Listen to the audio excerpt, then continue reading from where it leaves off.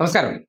ശബരിമല കേസിൽ SITയുടെ അന്വേഷണത്തിൽ ഹൈക്കോടതി തൃപ്തി രേഖപ്പെടുത്തിയതിന് പിന്നാലെ നുണയൻ സതീശനെ സഭയിൽ കൂടി എടുത്തിട്ട് മന്ത്രി പി രാജീവ് റോസ്റ്റ് ചെയ്തിട്ടുണ്ട്. നിയമവകുപ്പ് മന്ത്രിയാണല്ലോ അദ്ദേഹം. ഹൈക്കോടതിയുടെ ഇന്നത്തെ നിരീക്ഷണം അറിയിച്ചുകൊണ്ട്, പ്രത്യേകിച്ച് ഇന്നും ഈ വിഷയം ഉയർത്തിക്കൊണ്ടാണല്ലോ സഭയിൽ നിന്ന് ഇറങ്ങിപ്പോയത്. എങ്ങനെ ഒപ്പിട്ട് അലവൻസും മേടിച്ചുകൊണ്ട് ശബരിമല കേസിൽ ഞങ്ങൾക്ക് വല്ലാത്ത ആശങ്കയാണ്, ആകുലതയാണ്. കാര്യം ഞങ്ങൾ തന്നെ പിടിക്കപ്പെടുന്ന അവസ്ഥയിൽ എത്തുമ്പോൾ എന്ത് ചെയ്യണം, അല്ലെങ്കിൽ ഞങ്ങളിലേക്ക് അന്വേഷണം തിരിയുമ്പോൾ ഞങ്ങൾ അതിനെ മൊത്തത്തിൽ അലമ്പാക്കിയിട്ട് ഇറങ്ങിപ്പോകണം. അങ്ങനെ ഇറങ്ങിപ്പോയതിന് പിന്നാലെയാണ് ഹൈക്കോടതിയിൽ നിന്ന് കനത്ത തിരിച്ചടി ഉണ്ടാകുന്നത്. ആ തിരിച്ചടി വന്നതിന് പിന്നാലെ ആ വിഷയം സഭയിൽ അറിയിച്ചുകൊണ്ട്, സഭയിൽ അനാവശ്യ പ്രശ്നങ്ങൾ കഴിഞ്ഞ 2 ദിവസമായി ശബരിമലയുടെ പേരിൽ ഉണ്ടാക്കിക്കൊണ്ട് വാർത്തകൾ സൃഷ്ടിച്ചുകൊണ്ടിരുന്ന സതീശനും സംഘവും നടത്തുന്ന ഉടായ്പകൾ സഭാരേഖയാക്കി മാറ്റുന്ന സൈക്കോളജിക്കൽ ഇടപെടലാണ് മന്ത്രി പി രാജീവ് നടത്തിയത്. സഭാ നടപടികൾ സ്തംഭിപ്പിച്ച് വളരെ മോശമായ പ്രകടനമാണ് നടത്തിക്കൊണ്ടിരിക്കുന്നത്. ഇപ്പോ കേരള ഹൈക്കോടതി ഡിവിഷൻ ബെഞ്ച് വളരെ ശ്രദ്ധേയമായ ഒരു നിരീക്ഷണം നടത്തിയിട്ടുണ്ട്. SITയിൽ പൂർണ്ണമായ വിശ്വാസം പ്രകടിപ്പിച്ചുകൊണ്ട് കേരള ഹൈക്കോടതി ഡിവിഷൻ ബെഞ്ച് നിലപാട് സ്വീകരിച്ചിരിക്കുന്നു.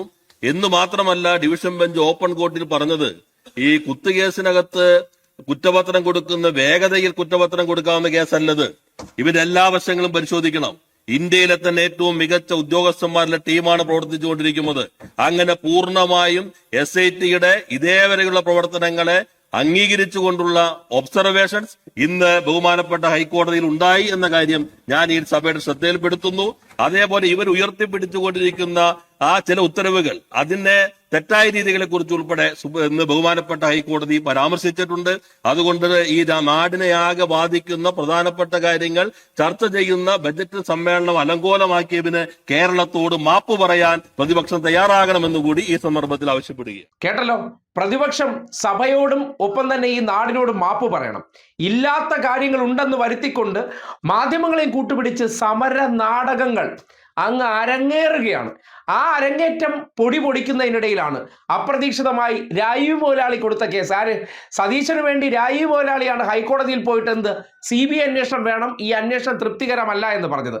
അതിനെ തിരുത്തിക്കൊണ്ട് അന്വേഷണത്തിൽ പരിപൂർണ തൃപ്തി രേഖപ്പെടുത്തിക്കൊണ്ട്, ഇത് മറ്റേ കത്തിക്കുത്ത് കേസ് പോലെയല്ല, ഇതിൻ്റെ കുറ്റപത്രം വളരെ പെട്ടെന്ന് കൊടുക്കാൻ പറ്റില്ല, അതിന് സമയമെടുക്കും, ആ കാലതാമസം ഒരു കുറവായിട്ട് ഹൈക്കോടതി കാണുന്നില്ല എന്ന് പറഞ്ഞപ്പോൾ ഇത്രയും ദിവസം മാധ്യമങ്ങൾക്ക് മുന്നിൽ എവിടെ നിന്നാണ്, എന്തിന്റെ അടിസ്ഥാനത്തിലാണ് സതീശനും സംഘവും വന്ന് ഉളുപ്പില്ലാതെ ഈ വാചക കസർത്ത് നടത്തിയെന്നൊന്ന് ആലോചിച്ച് നോക്കിയേ.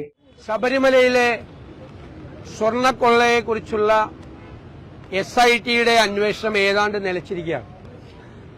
90 ദിവസം കഴിഞ്ഞിട്ടും പ്രാഥമിക കുറ്റപത്രം പോലും കൊടുക്കാതെ, കുറ്റപത്രം കൊടുത്തില്ല, പ്രാഥമിക കുറ്റപത്രം പോലും കൊടുക്കാതെ പ്രതികൾ ഒന്നൊന്നായി ജയിലിലിറങ്ങിയാണ്. കേട്ടല്ലോ, അന്വേഷണം നിലച്ച മാതിരിയാണ്, ഒന്നും നടക്കുന്നില്ല, എല്ലാവർക്കും ജാമ്യം കിട്ടുന്നു. ഏത്? ഹൈക്കോടതി നിർദ്ദേശിച്ച അനുസരണം അന്വേഷിക്കുന്നവർ അവിടെ റിപ്പോർട്ട് കൊടുക്കുന്നു. അതിന് നേതൃത്വം കൊടുക്കുന്ന ഈ നാടിന്റെ ജുഡീഷ്യറി, ഏത്? ആക്ടിംഗ് ജസ്റ്റിസുമാരായിട്ടുള്ളവർ അന്വേഷണത്തിന്റെ പുരോഗതി വിലയിരുത്തിയിട്ട് അതിൽ സാറ്റിസ്ഫൈഡ് ആണ്. അവർ ചെയ്തുകൊണ്ടിരിക്കുന്ന അന്വേഷണം കൃത്യമാണ്, അതിൽ വഴിതെറ്റിയിട്ടില്ല, പോകുന്നത് ശരിയായ ദിശയിലാണ്. ശബരിമലയിലെ സ്വർണം കട്ടവർ ഈ രീതിയിൽ അന്വേഷണം പോവുകയാണെങ്കിൽ SITയുടെ അന്വേഷണം കൊണ്ട് തന്നെ ചട്ടിക്കകത്തായിരിക്കുമെന്ന് ഹൈക്കോടതിക്ക് തന്നെ ഉറപ്പു വന്ന പശ്ചാത്തലത്തിൽ എന്തിന്റെ അടിസ്ഥാനത്തിലാണ് വിശ്വാസം കൊണ്ട് കുളം കലക്കി 4 വോട്ടിന് വേണ്ടി ചെയ്യുന്ന പ്രവർത്തനം എന്താണ്? നാട് തിരിച്ചറിയണം, നോക്കിക്കാണണം. ഇതാണ് യഥാർത്ഥ വിശ്വാസികൾ.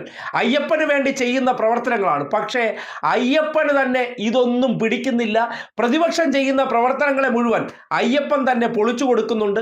അയ്യപ്പൻ തന്നെ ആ സമരത്തിനെതിരെ നിലകൊള്ളുന്നു എന്നതാണ് ഹൈക്കോടതി ജഡ്ജിയെ കൊണ്ട് ഇങ്ങനെ ഒരു വിധി പ്രസ്താവം പുറത്തേക്ക് വരുത്തിച്ചത്. ശബരിമല സമരനാടകത്തിന് ഇതോടുകൂടി ക്ലൈമാക്സ് ഉണ്ടായിരിക്കുകയാണ്.